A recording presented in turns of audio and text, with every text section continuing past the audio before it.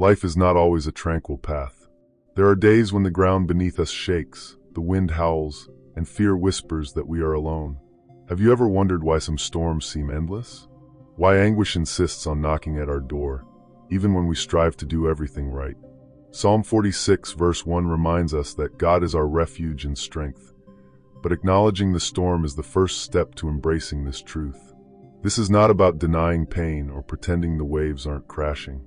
It's about gazing at the darkened sky and remembering there is a calm beyond what our eyes can see. Maybe your storm has a name, a loss, a betrayal, an uncertainty gnawing at your peace. Today, we will not run from it. We will face it with the courage of those who know they are not forsaken. For there is a promise etched into the oldest pages of history. Take heart, I have overcome the world. John 16 verse 33. The same voice that stilled the Sea of Galilee is here, now, guiding us to a peace that endures, even as the winds still rage. Before we continue, if this message resonates in your heart, help us spread hope to others. Like this video, subscribe to the channel, and share it with someone needing light in their storm. Together, let's discover how faith turns chaos into calm. Imagine being in a boat battered by towering waves. Jesus' disciples lived this scene, winds shrieking, water flooding the deck, and fear shouting louder than reason. Mark 4 verses 35 to 41. Yet amid the chaos, someone slept, someone unshaken by the fury of the sea. Why did Jesus remain calm? Because he knew the source of true peace. Not peace without struggle, but peace born from the certainty that the Father is in control. When the disciples woke him in panic, didn't he question their faith? Why are you so afraid? He asked. The lesson was clear. Outer storms gain power only when we lose connection with the one who rules within. Just as in that boat, God never promised a perpetually calm sea, but a constant presence. Inner peace isn't the absence of troubles. It's the confidence that he is with us in the troubles. This is why David, even while pursued, wrote, "He makes me lie down in green pastures. He leads me beside quiet waters." Psalm 23 verse 2. The journey to peace begins when we stop trying to control the wind and learn to trust the captain.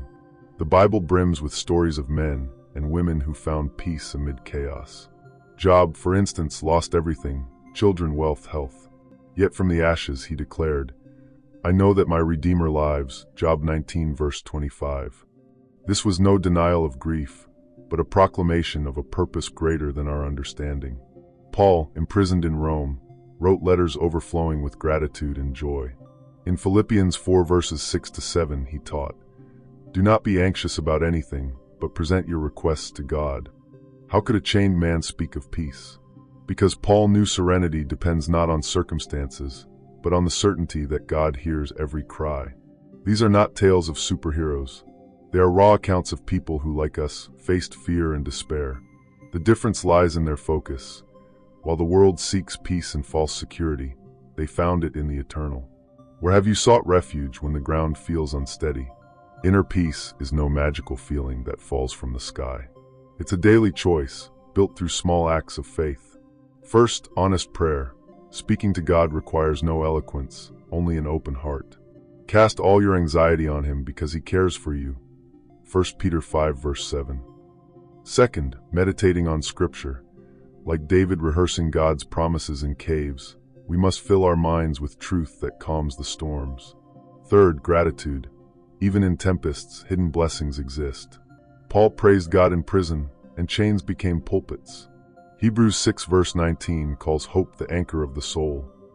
An anchor doesn't stop the storm, but steadies the ship. Such is Christ's peace. It doesn't promise calm seas, but ensures you won't sink. What will your first anchor be today? Now that we've grasped these steps, it's time to turn peace into purpose. For calm is not an end, it's a path to something greater. True peace is never selfish. After calming the storm, Jesus told his disciples, "Let us go over to the other side." Mark 4 verse 35. The calm wasn't for idle staying, it was for moving forward in mission.